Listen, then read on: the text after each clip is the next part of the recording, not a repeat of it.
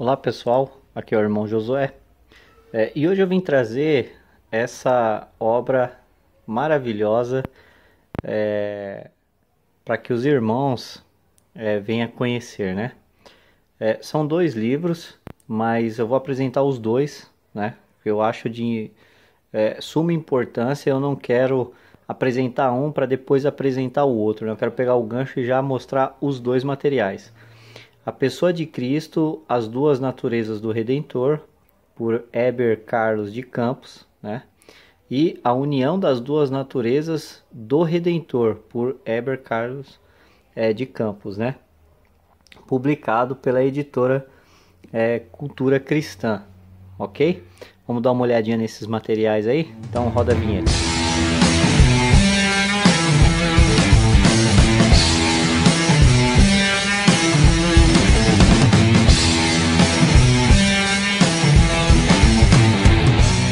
Pessoal, eu estava procurando materiais que trabalhassem essa questão, né, das duas naturezas de Cristo, né, das duas naturezas do nosso Redentor, ou seja, a natureza humana, né, e a natureza divina e como isso se dá, né, em Cristo aqui na Terra.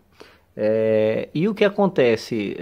Os materiais que a gente tem, teologicamente falando assim, né, como teologias sistemáticas, comentários bíblicos, eles vão comentar e vão trabalhar essas questões, mas não de uma forma tão profunda, até porque por eles serem comentários bíblicos e por ser uma teologia sistemática que tem que abordar diversos temas e assuntos, às vezes eles acabam não conseguindo trabalhar um determinado assunto com mais profundidade. Tem muitas teologias sistemáticas que elas vão trabalhar muitos aspectos com mais profundidade do que outros, né? Dentro da mesma sistemática. Por que isso? Porque o autor ele não consegue fazer essa questão com profundidade, porque às vezes fica inviável, vai ser muito volumoso, muito numeroso, né? Então acaba optando por trazer o conceito, trazer ali essa questão sobre a natureza de Cristo, mas às vezes com não tanta profundidade, né? Apesar de trabalhar o assunto. Então, eu estava procurando um material que trabalhasse isso, e por incrível que pareça, nós não temos no mercado muitos materiais que vão trabalhar sobre as duas naturezas de Cristo, né? Então, é algo assim um pouco preocupante também, porque essa questão ela é uma questão de suma importância, né? Os evangélicos e os cristãos, eles precisam entender isso, né? Apesar de ser polêmico, apesar de haver muita controvérsia, apesar do entendimento não ser simples de assimilação, por assim dizer, né? Mas é uma questão fundamental na fé cristã, onde os pais da igreja trabalharam em demasia, né? Ou demasiadamente, essa questão das duas naturezas de Cristo. E essa obra vai trabalhar essas duas questões. Essa daqui vai trabalhar sobre as duas naturezas do Redentor, e essa daqui vai trabalhar a união das naturezas do Redentor, né? Então é um conjunto. Eu vou apresentar essas duas obras, mas não com profundidade, tá, irmãos? Porque senão o vídeo, aliás, vai ficar extremamente grande e exaustivo. E às vezes não é interessante ficar mostrando ponto a ponto sobre as questões a quais eles trabalham nesses materiais. Mas eu vou mostrar algumas coisas que ele vai trabalhar nesse material aqui, tá? Então vamos começar ali pela Pessoa de Cristo e suas duas naturezas. É um livro de capa dura, muito bonito, né? A editora Cultura Cristã aí fez um material assim muito bom, né? Bem trabalhado, isso é louvável, né? Porque nem todas as editoras têm o capricho, né, de fazer capa dura, materiais que têm uma envergadura muito forte dentro da teologia, né? Aqui ele vai falar um pouquinho, né, sobre o autor, sobre o assunto abordado e tudo mais e tal. Se quiser estar lendo, é só pausar o vídeo, né, e ler. O objetivo do vídeo não é ser tão grande, né, e prolongado. Então, abrindo aqui o material, tem essa contracapa, né, folha de rosto aqui muito bonito, capricho assim extraordinário. A pessoa de Cristo e as suas duas naturezas, né, do Redentor, né, aliás, a pessoa de Cristo, né, e as duas naturezas do Redentor. Essa publicação é a segunda edição de 2014, né, então não é uma publicação assim tão recente, né, é uma publicação de 2014, aí já tem alguns anos, e foi uma tiragem de 3.000 exemplares, né, para ver como o assunto é importante, mas pouco procurado, né, pouco procurado no mercado, né, já era para ter uma terceira edição, uma terceira impressão ou algo parecido assim, né. Então, um assunto de muita importância no meio do cristianismo, mas que poucas pessoas procuram entender, né, e se aprofundar nessas questões. Então, aqui vem o sumário, tá? Aqui vem o sumário. Eu vou estar lendo aqui os sumários, tá? Para a gente poder estar entendendo algumas coisas. No capítulo 1, porque uma série de livros sobre Jesus Cristo, ele vai trabalhar a importância, né? São 3 livros, eu tenho 2, falta um ainda, mas eu comprei esses 2 porque a minha necessidade precisava desses 2 materiais, né? O Redentor no Conselho da Redenção, o Redentor no Pacto da Redenção, as naturezas divina, as naturezas divina e humana do Redentor, são as questões que ele vai trabalhar, né? A negação da plena divindade do Redentor, no ebionismo, a evidências diretas das Escrituras sobre a divindade do Redentor, a evidências diretas das Escrituras sobre a divindade do Redentor. Aí no capítulo 8 ele vai falar a evidência teológica da divindade do Redentor, a negação da plena humanidade do Redentor no docetismo, né? Os elementos da natureza do Redentor, a concepção e o nascimento do Redentor, o desenvolvimento da natureza humana do Redentor, as limitações e fraquezas do Redentor segundo a sua humanidade. Ele vai trabalhar também essa questão aqui. E depois, no capítulo 14, as bênçãos do conhecimento da pessoa do Redentor e a bibliografia, e por aí vai. Então, um total de páginas de 519 páginas, né? Então, é bastante material, é bastante conteúdo aí para a gente estar desenvolvendo. Então, ele vai trabalhar todas essas questões. E o que é interessante é que aqui vem esse índice, né? Tem esse índice aqui que vai falar sobre cada capítulo. E quando você entra no capítulo, ele vai trazer, antes de começar o capítulo, ele vai trazer os subtópicos. Eu achei isso sensacional. Isso deveria ser um padrão, principalmente em teologias sistemáticas e livros que abordassem diversos assuntos, por assim dizer, né? Porque isso facilita o leitor a encontrar o assunto que deseja, né? Então, a cultura cristã está de parabéns nessa questão. Então, a gente vai ver aqui, eu vou abrir aqui as duas naturezas, né, divinas e humanas do Redentor, 101. Então, a gente vai aqui no 101.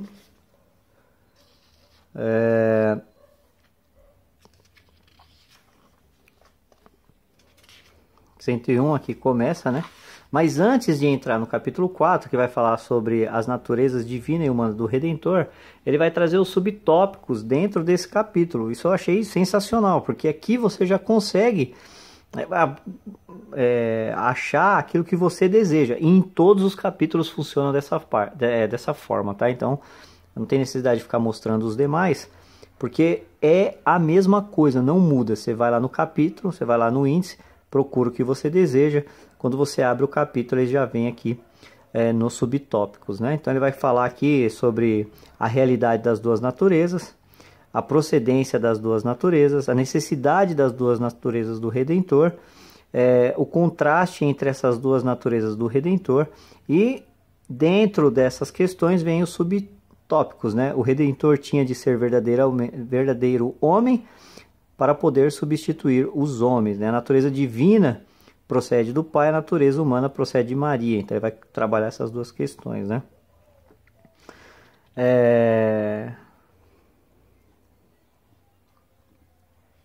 Aqui ele vai trabalhar, ele era ao mesmo tempo infinito e finito. Olha que interessante, né? Vai trabalhar essas duas questões. Aí ele vai dividir. Veja a infinidade do Redentor e veja a finitude do Redentor. Então, olha que interessante a forma que ele vai trabalhar essa questão aqui sobre as duas naturezas de Cristo. É muita informação. Vocês podem ver aqui que ela é bem dividida, né? Tem os textos, as questões aqui que ele traz em negrito, que é o que destaca, né? O livro e o material e o assunto, né? Vai destacar o assunto.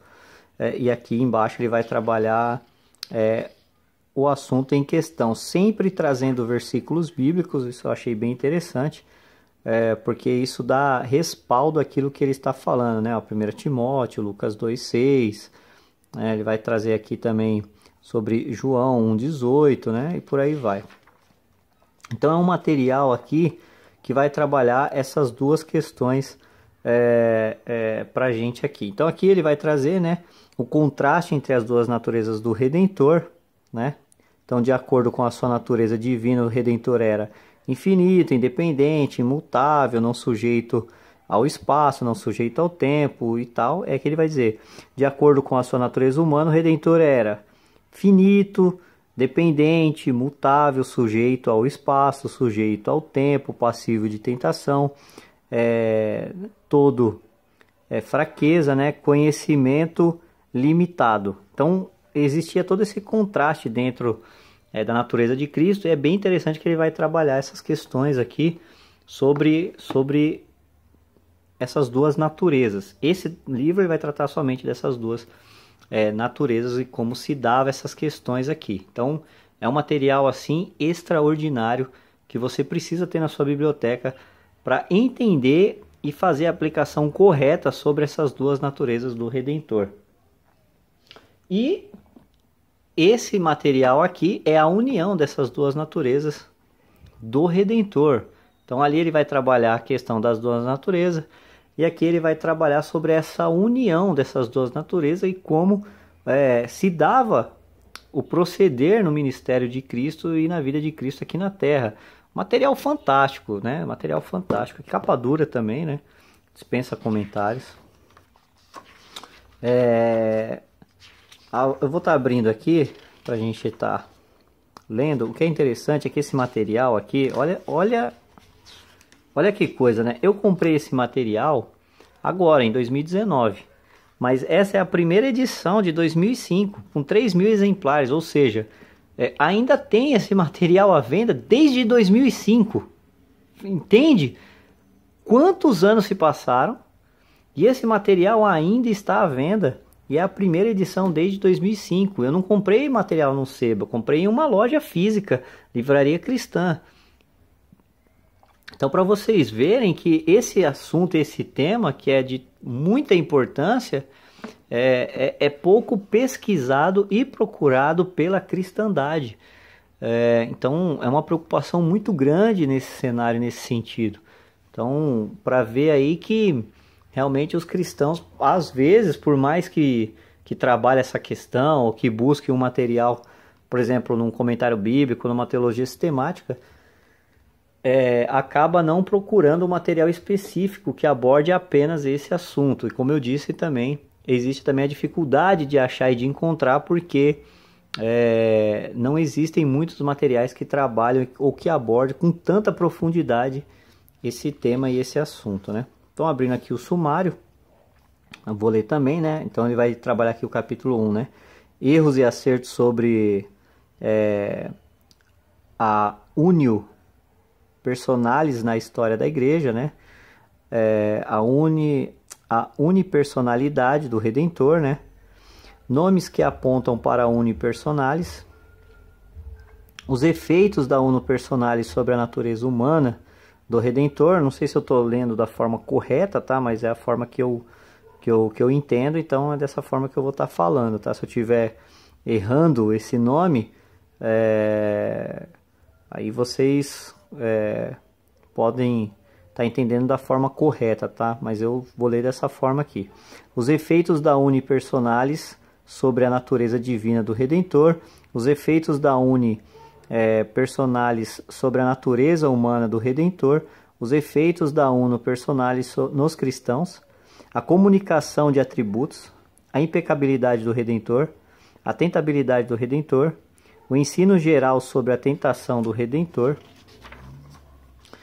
o ensino específico sobre a tentação do Redentor, a perfeição do Redentor divino humano, a honra e a adoração que devemos ao Redentor, a fé que devemos ao Redentor, a obediência que devemos ao Redentor, o amor que devemos ao Redentor. Então, até a bibliografia, a gente tem 600 páginas. Então, ou seja, a gente tem praticamente aí 1.100 páginas só falando sobre essas duas naturezas do Redentor e a sua união, somando esse livro e o primeiro a qual foi já apresentado, né?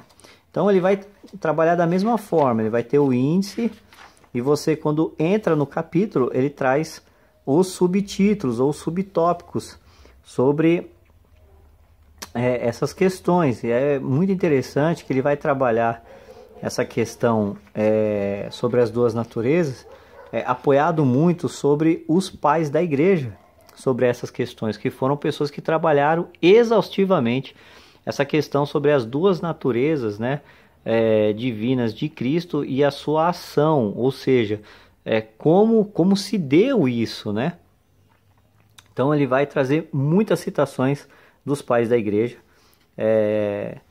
o ano, né, a qual foi escrito, como vocês podem estar vendo aqui no vídeo, sempre em negrito, sempre em destaque aquilo, os subtítulos, né? Então achei bem interessante isso daqui, bem organizado também, né? Então ele vai falar sobre os representantes da escola de Alexandria, né? Atanásio, vai falar o pensamento cristológico da escola de Alexandria, né?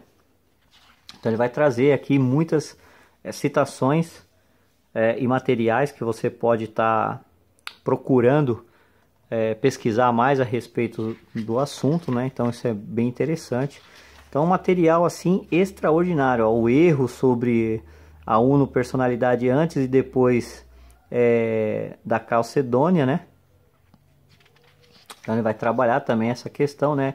O erro cristológico de Nestório. Então ele vai trazer o porquê que ele errou, o que ele afirmou, o que ele disse que contrário, né, a Cristo e sua natureza, né? Os defensores modernos, né, de Nestório. Então ele vai trazer aqui também o pensamento e por aí vai. Então ele vai trazer toda essa questão. Eu achei assim muito interessante também, né? Porque às vezes a gente acaba pensando alguma coisa ou falando sobre alguma coisa e a gente acaba caindo em algum desses erros, por assim dizer, mas não porque a gente quer cair nesses erros, porque às vezes falta material realmente que trabalhe muito bem essas questões e que saiba pontuar certinho como se dá essas duas naturezas. Então achei assim extraordinário ter achado essa obra aqui. Na verdade foi uma indicação, vou até falar aqui, né? Foi uma indicação do pastor Elias Soares sobre essa questão aqui, né? Eu tinha dado um pulo lá na loja dele, lá na Conde Sarzedas. Perguntei sobre um material que eu estava procurando, um material assim assado, né? Com esse perfil. E ele me indicou essas duas obras, segundo ele, é a melhor obra que trata sobre esse assunto no mercado. Depois eu lendo um pouco o livro, vendo alguns assuntos e a abordagem dele realmente ele é o melhor mesmo dentro dessa questão, por ele ser realmente exaustivo e tratar sobre essas questões aqui, né? Então eu recomendo muito. É um livro exaustivo, é um livro de fácil entendimento, por assim dizer, né? Você não vai ter dificuldades. É um livro para pesquisa e que vai trazer aí muito conteúdo e conhecimento para a sua vida, né? Então aqui ele vai dizer sobre os efeitos da uno personalis sobre a pessoa do Redentor, né? Então ele vai trabalhar aqui a pessoa completa do Redentor tornou-se objeto e sujeito da adoração, né? A pessoa do Redentor é objeto da adoração. Então ele vai trabalhar essa questão aqui. Jesus Cristo foi objeto de adoração na sua infância. Jesus Cristo foi objeto de adoração na sua idade adulta. Jesus Cristo foi adorado pelos anjos. Jesus Cristo foi adorado até pelos demônios. Olha que interessante, né? Para quem diz que Jesus não não deve adoração, não deve adorar Jesus, né? Então aqui ele vai trabalhar todas essas questões aqui, muito interessante, né? Muito boa, por sinal, né? A pessoa do Redentor é o sujeito da adoração, né? No estado de humilhação, a pessoa de Cristo é o sujeito da adoração. No estado de exaltação, a pessoa de Cristo é o sujeito da adoração. A pessoa do Redentor é objeto da oração, né? As orações no estado de humilhação. Então ele vai trabalhar todas essas questões aqui, né? Vai trabalhar muita coisa mesmo. Capítulo 7, né? Os efeitos da personalidade, né? Ou personalis, né? Nos cristãos. Então ele vai trazer essa questão aqui também. A união com Cristo é total, não parcial. Essa união com Cristo é inesperável e inquebrantável, né? Ela vai trazer também essa questão. Essa união com Cristo é íntima e não distante. Então, ele vai trabalhar toda essa questão aqui. Aí vem a comunicação dos atributos, né? A necessidade da comunhão de atributos, a importância da comunhão dos atributos, erros a ser evitados no entendimento da comunhão dos atributos, também ele vai trabalhar aqui essa questão, né? A concepção calvinista de comunicação, né? Acho que do idiomas, né? Alguma coisa assim. O significado. Calvino sobre a comunhão dos atributos. As confissões reformadas sobre a comunhão dos atributos. Vai trazer aqui também. Então, assim, é um livro muito profundo. É um livro, assim, exaustivo e que vai trabalhar muito essa questão aqui que a gente tanto precisa, né, para estar conhecendo